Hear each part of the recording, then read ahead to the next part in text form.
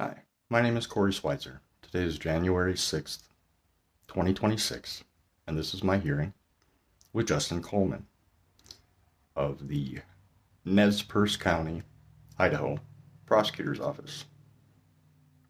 This is, well, listen for yourself. The hearing is about to start. It's something like 4:28 p.m. East Coast, because that's where I'm at. Enjoy the show.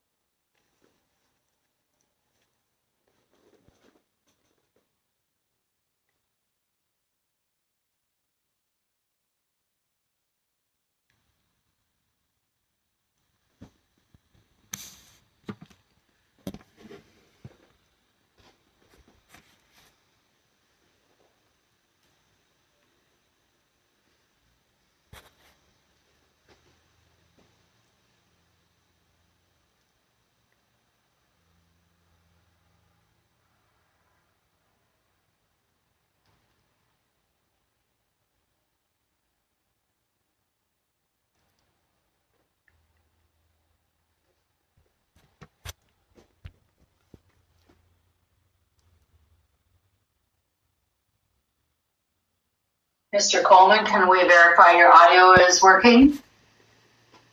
Yes, can you hear me? Yes. Mr. Schweitzer, can we verify your audio is working? Yes. Can you hear me? Yes, I can hear you. We are waiting just for a moment. The hearing committee members took a short break, and they will be right here momentarily, and then we will begin.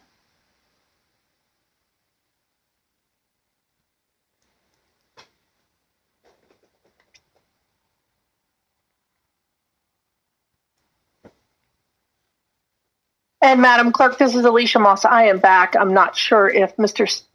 Stefanik or Mr. Jacobson are back yet. I am here. Is back. Yep. Okay, looks like we have everybody. I'm going to begin the recording, and then you can begin your hearing, Ms. Chairperson. Thank you. Recording in progress. Okay, I hear the recording's in progress, so we'll go ahead and start. This is the time and place for a review hearing in the matter of Justin J. Coleman, Idaho State Bar Complaint number 25-169A. Everything that's happening in this case is confidential to this case. There are other cases that were not consolidated with this case. Those cases are 25-168A, 25-169A, 25-187A, 25-208A.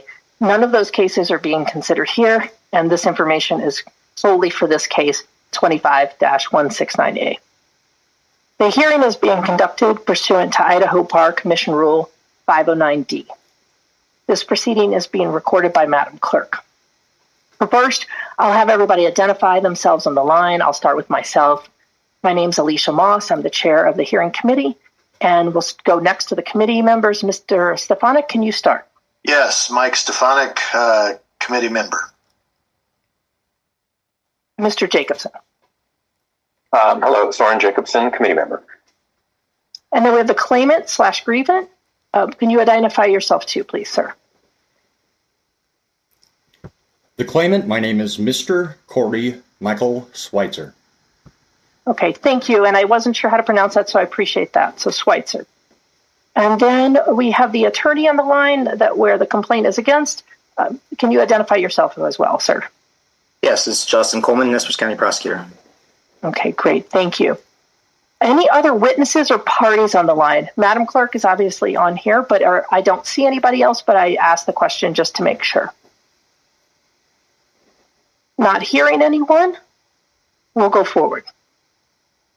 So the first thing, we're going to identify the written record. And we may close it today, and we may, but I want to go over with Mr. Schweitzer some options. But I will start with part of the record. The grievant/claimant is Mr. Schweitzer. He has requested this hearing for the purpose of reviewing Bar Counsel's May 29th, 2025 disposition and decision finding that he did not meet his clear and convincing burden of proof that Attorney Coleman violated any rules of professional conduct. The committee has been provided a written record of this matter, and specifically this is what we have in the record right now. We have an initial submission of Bates stamped pages 1 through 225. That's the initial. Then we have a supplemental submission called the supplemental record, and that is numbered 1 through 1,478. Now, right now, that's what's officially in the record. However, we have received an email, the Idaho State Bar, on January 5th of 2026, and this email included a Google Drive file. We also received an email, the Bar Council, on January 6th that includes what's called the, quote, Coleman Study Guide, and this is also by email. There has been some correspondence back and forth with these two pieces of the record that are not officially in the record at this moment. And I want to address that with you, Mr. Schweitzer, before we go forward, because I don't want to close the record unless we have everything in it. So we have in the email from January 5th of 2026, that Google Drive file. There is part of that email that states that this does not specifically need to be entered into the record because it's the record itself and will be incredibly redundant and unnecessary. However, there were those emails after that email from the committee members basically not saying that they would not come in because it was a large data drop. What I want to make sure, though, is at this moment, would you still like that in the record based on that email that you were not asking it to be in the record, but then we have further emails where we said it wouldn't be in the record, but those emails might indicate you wanted it in. And Mr. Schweitzer, would you like that in or not? I would not like the Google Drive link entered into the record because you are correct, and I correctly stated that is the record itself. To duplicate the record already available to me would be redundant. There's no need to double it to 1477. Great. The second part is that there were 3 emails that were sent on the 5th that I would like included in the record. Would you like me to list those as well, or would you like to reference the email yourself? Yeah. Let me see. I might have them. I'm trying to make sure I'm clear, so I did print them out for myself. Yes. There was an email on the 5th. So, and then if I missed something, please, Mr. Schweitzer, let me know. But I have the first is we have January 6th at 7:18 a.m. And you're speaking Mountain Time. I'm speaking to you today in Eastern Time. So let's make that clear. Oh, okay. I'm just reading from the email, so that may be it. Yes. Well, it was more, at least earlier in the day on January 6th. I'm sorry, January 6th, we have an email. Here, let me go back I have 5th and 6th. I have 2 different ones. Okay, so we have here, let's start with the January 5th. So January 5th, it starts out, to the gallery of witnesses and news outlets. Yes. Would you like that email included? One moment. Okay, sure. Go ahead. Take your time. The title of that email would be January RICO correspondence, correct? Let's see. Yes, that is correct, sir. And the email at time that you were referencing, let's see. There was a January RICO correspondence that was 1 day ago, Monday, January 5th, sent at 12:33 p.m. titled Miss Carlisle, Idaho State Bar Witnesses and Respondents. Yes, I would like that entered into the record. The second email in that thread, I'm scrolling down now through. I received a response from Karen Carlisle asking, are you intended this to be added into the record for the hearing committee? The answer is yes. There are 2 email attachments. One of them is Gmail urgent follow-up formal fraud, which I do believe is an email to the Idaho State Department of Revenue tax investigator Mariel Gates. I have been working closely with her and Dennis Schatt regarding the tax evasion happening in Travelland RV and pertinent to this case. The second one would be the Idaho State Secretary of State lien search for Travelland RV, in which it has 36 total liens, 32 of them being through that have been satisfied and released. 8 of them currently are open and active. That's the next email. And then you have one after that? And then there is one after that, Ms. Carlisle Witnesses and Respondents. Is that the one you were referring to? Let's see. Let me go back to that one, the initial one. Ms. Carlisle Witnesses and Respondents. It's come to my attention this email sent to Mariel Gates has not been properly attached or transmitted. So then I transmitted that one. That's correct. Gotcha. Yes, that's the third one. Mistake. Okay. Is that formal fraud happens to be to Libertas Funding, the funding for Travelland RVs in later on in this case. That happens to be something else that is related to both Justin Coleman and his previous attorney of record before this hearing, Trey Turner. And so we have three additional emails right now. Are there any more? The one that I sent today too. You're talking about January 5th. Talking about the 5th. Yes. January 5th. That's all the ones I need. Great. There. That's it for the 5th. All right. Wonderful. Okay. So those will be included. I would also like you to include the correspondence with Sue Ann Smith, who happens to be a witness to this matter and has credible evidence. However, I did not get the witness submission in time, affidavits in time for this hearing. So then that is an email that's in this chain, Sue Ann Smith? Yes. Okay, Sue Ann Smith email. Okay. We'll add that one. I would like the entire email chain just added. Might as well. Most emails, the record right now, as it sits, those first 2 submissions do include a lot of the emails, but yes, we can include these January 5th string of emails and then the January 6th string of emails. If you'd like, yes, we can include the whole ones, and it looks like that is the one that Coleman study guide, basically by email. Yes, and the Coleman study guide was intended to give all the answers were I not able to be here today. I have currently health issues going on between me and my romantic partner. Okay, perfect. So then, now that we have that confirmed, we will include those items in the record. Those 4 emails from the 5th and the whole chain, which is basically the whole chain of the 5th emails, and then the whole chain of the 6th emails as well with the study guide. Okay, perfect. So that's anything else, Mr. Schweitzer, or anything else, Mr. Coleman, that you have not heard me say as far as the record, Bates-stamped records of the two additional set of emails? Madam Chair, I don't have anything further. Okay, great. All right, wonderful. So in that record, as we described here with these emails, we also we have the complaint, we have emails with the parties, we have the date, the disposition, and then we have Mr. Schweitzer's request for review.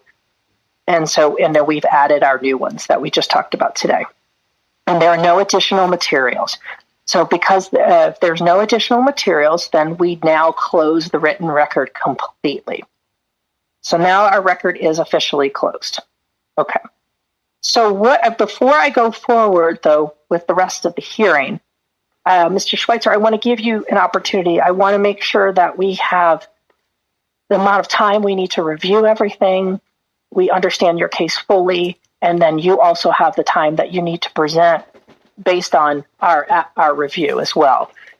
We have the issue, though, is we just got the chain of emails on the 5th. We just got the study guide on the 6th and that chain of emails. And we have not had any time to digest that, especially the study guide, which looks like you spent a lot of time and has a lot of information in there that we really would want to look at. But I want to give you this opportunity because your this hearing is your chance to talk to us, but it's also our chance as committee members to ask you questions. We get at a bit of a disadvantage when we haven't been able to review everything. And that study guide is very substantial. It has a lot of substantive information in it. And I think your plan is to read it.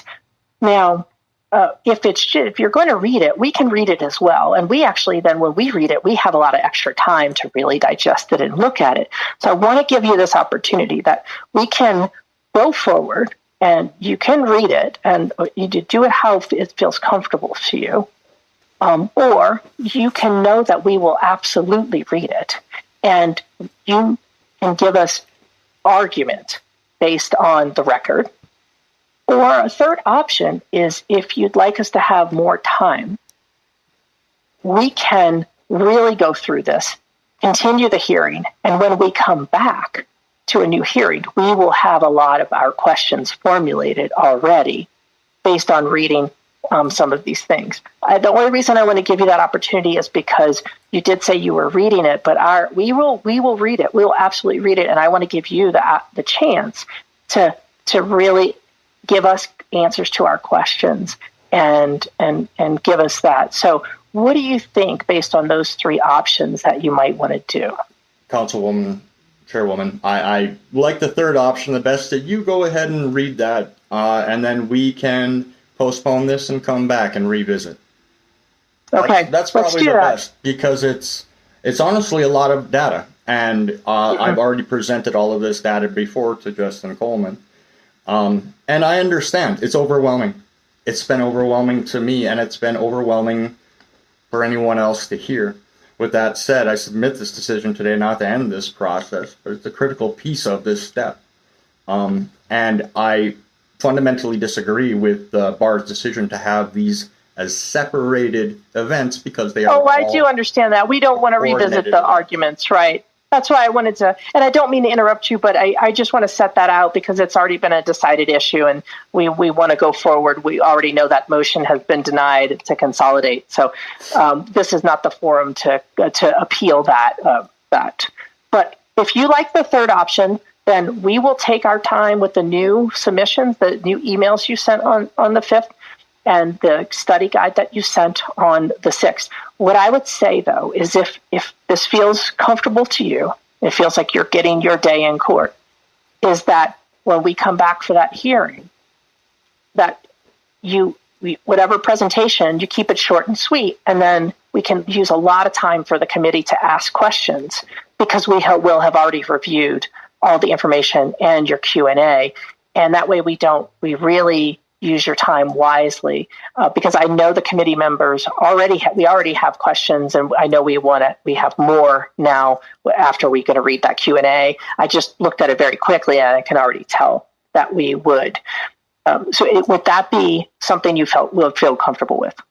Yes, that's something I feel comfortable with because I feel the record is far too expansive to nail down to an hour meeting. This is going to be something that could be taking as long as 3 or 4 today if we were to go through it fully. I would far rather prefer that the whole chair look at all of the documentation and we can come back and revisit this. Okay, great. So that's good. So our record is closed. So I just say, Mr. Schweitzer, obviously you can email with Bar Council for updates or things, but we cannot accept anything new into the record. That will allow us to really dig into it, formulate our questions, and then we'll come back for another hearing where we will have a limited presentation. Normally, I will give 15 minutes to the complainant grievant, 15 minutes to the attorney, and then a 5-minute rebuttal or summary from the claimant, which was you, Mr. Schweitzer. So that's how that'll run for the next one. I understand. Thank you very much for your time. Okay, you're welcome, sir. Any other questions from anyone here, Mr. Coleman, or any further questions, Mr. Schweitzer? No, ma'am. Madam Chair, I don't have any questions at this time. Thanks. Okay. Real quick, this is Mike Stefanik. I wanted to make sure that with the new record that Mr. Coleman has reviewed or has received and will review the new record, including the what was it called, the study guide. Yes. There might be some questions for him as respect to the points made in the study guide. Just want to make sure he had it. Yeah, and Madam Clerk will, and whoever at the bar will need to bait stamp that and officially bring it into the record, and then Mr. Coleman will get a copy of that served on him. Yes, thank you. And I confirm that I have received it, but I will appreciate getting the bait stamped version. Thanks. And Great. it's important for the record that we do have bait stamp, because we may be saying, I want you to look at this page specifically for questions, and it's helpful to have the bait number. Thank you. Yes, of course, Mr. Stefanik. Okay, and then I will circle around with Madam Clerk about the next hearing date, plus making sure the new evidence gets bait stamped, and then everyone should hear from us shortly. Okay, great. Well, thank you so much, and we'll be seeing everybody soon. Thank you. All right, thank you. Okay, bye. Recording stopped.